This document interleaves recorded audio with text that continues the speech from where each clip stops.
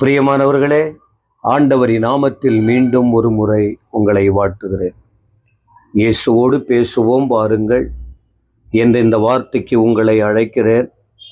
எனக்கு ஆண்டவர் பாரம் கொடுத்தார். வசனம் வசனமாக படிக்கணும், ஜனங்களுக்கு சொல்லணும்னு.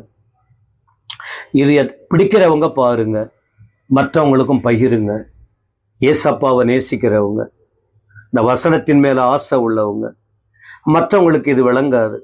உலகத்தின் மீது நாட்டம் உள்ளவங்க, எப்போவுமே மொபைலை பார்த்துக்கிட்டு உட்காந்துருக்கிறவங்க, இவர் என்ன சொல்ல போகிறாரு, முடிஞ்சால் அந்த மத்தேயுன்னுவார், இதை 10ஆம் அதிகாரம்னுவார், இதை 11ஆம் அதிகாரம்னுவார்.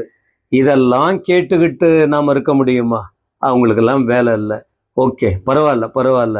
ஆனால் இந்த வார்த்தை உங்களுக்கு ஜீவன் அளிக்கும் வார்த்தை.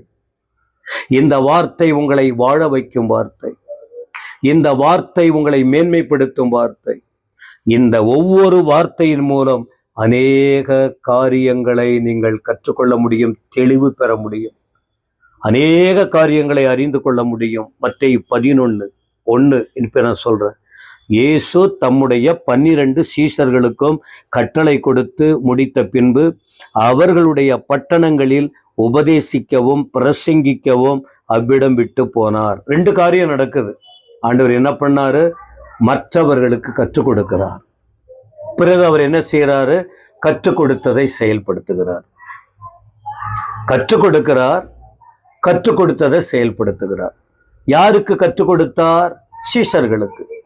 ஏன்? வருங்காலத்தில் அவர்கள் ஒரு நல்ல நிலைக்கு வரப்போறாங்க. பணத்தில் அல்ல, புகழில் அல்ல, உயர்வில் அல்ல, கடவுள் வாழ்வுக்காக, பரலோக ராஜ்யத்துக்காக. ஏன்னா அதுக்காக அவங்களை அழைத்தார்.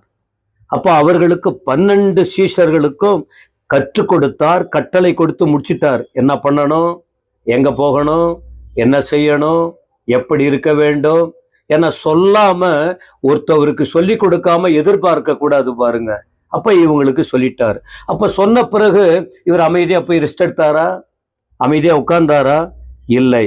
அவருடைய பட்டணங்களில் அதை முடிச்ச பிறகு அந்த ஏரியாவில் இருக்கிற பட்டணங்கள்ல போயிட்டு உபதேசம் பண்ணினார், பிரசங்கம் பண்றதுக்கு அவ்விடம் விட்டு போனார். இதை கேட்கிற அருமையானவர்களே, நிறைய கற்றுக்கொள்றீங்க. பொய்யான உலகத்தில் மெய்யான வார்த்தையை கற்றுக்கொள்றீங்க. அறிவை மட்டும் வளர்த்துக்கவா?